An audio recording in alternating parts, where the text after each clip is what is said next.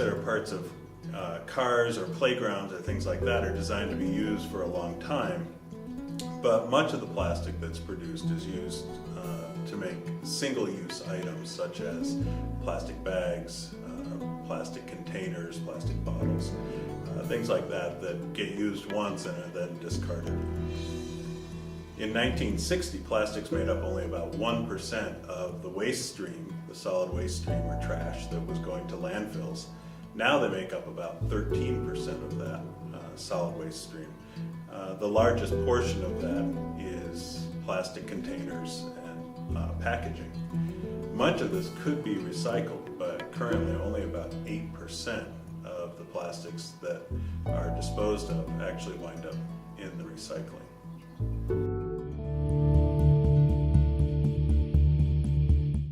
Recycling in Jackson Hole is truly a community effort, and it works so well because our community has taken the initiative to actually do a lot of the work for us. We have one of the strongest programs in the state, which is saying a lot because we only have, 20,000 residents that live in this entire valley. There's several much larger communities in the state, and we're able to do even better than some of those other communities in terms of getting more recyclables. It's up to us, my generation, to help set an example for the high school students, and for the high school students to start taking the things that they're learning and put into practice. We work really hard trying to preserve what we have and trying to make lasting actions, lasting decisions that will really impact what our students have today and what their students, when their parents, are going to have when those kids are high school students. It's really important stuff that the Students for Sustainability are doing. And in fact, the reason why Energy Conservation Works is partnering with them is because we believe that they are the foundation for the future. They are doing things today that will make a huge difference for the next generation and even the generation behind them. They are true leaders in this community. Our mission is to create tangible change through conservation, energy efficiency, and analysis that then educates our student body and community. At Jackson High School, we went from having a complicated and ineffective recycling program to a program where assigned classes have to take out the recycling weekly.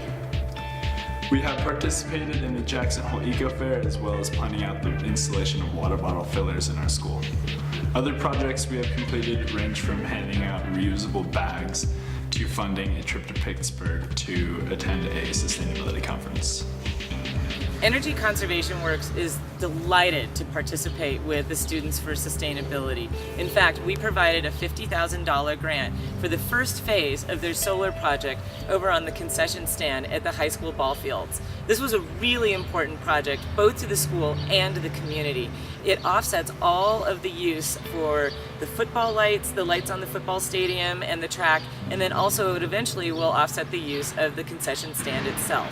We noticed automatic water bottle fillers placed around our town, and we thought this was a perfect sustainable installation for our school, so we applied for a Forest Service grant for our project. The Students for Sustainability spoke with Joe DePrisco, the food service director, who agreed to stop selling water bottles in the lunch line. This forces students to bring their reusable water bottles to school. Well, the program that the students have started it's got a lot of momentum because it's got a lot of energy behind it, and I think the approach that we've taken thus far is really a multi-pronged approach. One is, which has already been accomplished, is getting rid of the sale of disposable water bottles in the school, which has been a big step for Jackson Hole High School, and that happened this year. It was a big accomplishment for this group. The next step is to figure out how to replace those.